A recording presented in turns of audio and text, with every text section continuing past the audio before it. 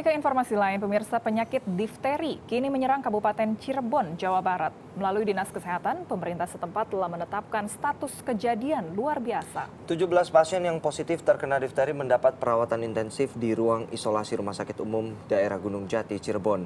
Untuk menekan penyebaran penyakit yang disebabkan oleh bakteri Corynebacterium ini, pihak rumah sakit pun mengisolasi keluarga pasien.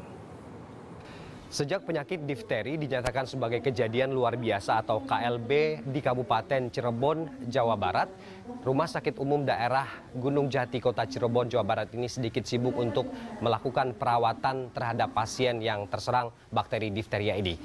Dari 21 pasien yang dirujuk ke rumah sakit ini, 4 diantaranya dinyatakan meninggal dunia, sementara 17 lainnya masih menjalani perawatan intensif dengan proses isolasi di ruangan-ruangan khusus. Memang kasus ini semakin merebak karena kurangnya atau minimnya penanganan secara awal, artinya indikasi-indikasi atau gejala-gejala awal yang terlihat dari pasien-pasien ini tidak dikenali secara umum oleh keluarga ataupun juga lingkungan sekitar. Gejala awal dari penyakit difteri ini lebih mirip dengan gejala flu biasa, di mana penderita akan mengalami demam serta batuk dan adanya cairan atau lendir berwarna abu-abu di tenggorokan. Jika sudah dengan kondisi tersebut, disarankan untuk segera melakukan pengecekan laboratorium untuk segera diisolasi bagi penderita.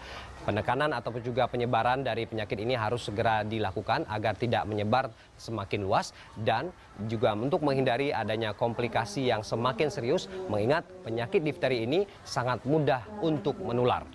Femi Afriyadi, Cirebon, Jawa Barat.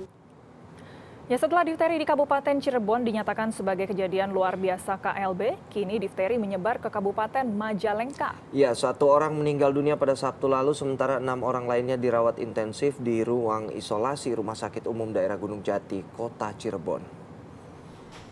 6 orang pasien dengan diagnosis difteri asal Kabupaten Majalengka, Jawa Barat kini dirawat di kamar isolasi Rumah Sakit Umum Daerah Gunung Jati, Kota Cirebon. Menurut Direktur RSUD Gunung Jati, penularan penyakit difteri bisa melalui udara, percikan ludah, atau kontak langsung dengan penderita dan barang-barang yang digunakan.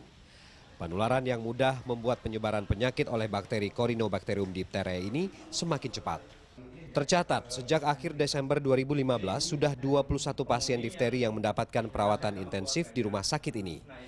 Pihak rumah sakit membebaskan biaya pengobatan bagi pasien difteri ini, baik yang menggunakan surat keterangan tidak mampu maupun tidak.